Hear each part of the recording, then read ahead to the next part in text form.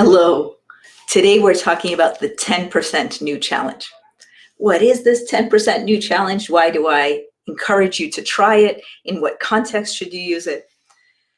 You know this situation where different days start to seem somewhat routine, and maybe it's not the routine of your dreams, or you might not have incorporated things that you absolutely love into your routine. Maybe there are some things you aren't able to do just because of being at home. Maybe there are some things you want to do but haven't quite decided to do them.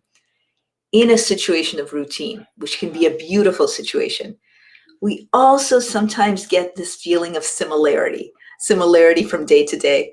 Do you remember when coronavirus started and a lot of the memes and the jokes going around were all about, is it a Tuesday or a weekend? Because so many of the days felt similar. Well, now it's a little bit different, but it still sometimes can feel similar. So my encouragement to you and what we're going to play with today is this 10% new challenge. Why are we playing with it?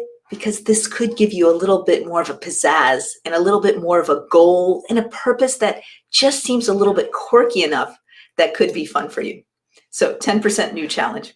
Here's some content for you. I have a friend who gives presentations, and he's a superb presentation giver, and people love him and they're always asking for him to give presentations.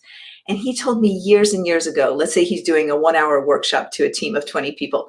He told me years ago that he will always add 10% new, some new 10% of content. Why? Because he's testing it. He's playing out with it. So he has content that he knows works. There's a story. There's a concept that he's showing. There's an interactive section. There are actions at the end. I mean, we're talking a superb facilitator, this friend of mine. And he adds almost every time he does a talk, a 10% new, because he's trying out material. He's interested in seeing if this new thing that he's adding will add to the people who are here on the workshop with him. So that's one example of 10% new. Let me give you an example of another friend. You know that I don't know if the right word is obsessed by the cello, but I'm very excited about the cello. I've been playing for about 4 months. But even more interestingly, a friend of mine, another grown-up, not a 6-year-old or a 10-year-old, another grown-up, has also been really, sorry about that, I hit the pencils on the desk, has also been really interested in the cello, and she got one and she rented it and she's taking lessons, and she is enthralled with it. She will practice for a long time, like a half hour. She will look up different YouTube videos, both on how to practice and who are amazing people at cello. So what happens? She's got this 10% new challenge. She probably doesn't even think about it as a 10% new challenge, but it's just something that's completely different in her day, in her life. And now it energizes her. She thinks about the cello even when she's not doing it. She looks up YouTube. She looks up things that she can find. These are examples of places, whether you're adding 10% new content in a work situation or you're playing around with a 10% change to your life. So before I go further, I'll just do a little bit, not quite a caveat, but a little bit of an understanding piece. You all know me, and you know, I'll put up this title again. You know that even with a 10% new challenge, every time that I've talked to you about building up a new skill or doing something new, I have said, hey, think about minimal goals. Think about doing 1 push-up today. Think about flossing 1 tooth. This is not my recommendation, but it's the recommendation of BJ Fogg, who is the author of the book Tiny Habits. And he says, hey, when people think about flossing 1 tooth and they do that for a week, they're much more likely to floss all their teeth in the future. You've heard me talk about this. So you might even be saying, Senia, 10%, that's 9 whole percent higher than what you usually say. And yes, yes, it is. That is 9% higher.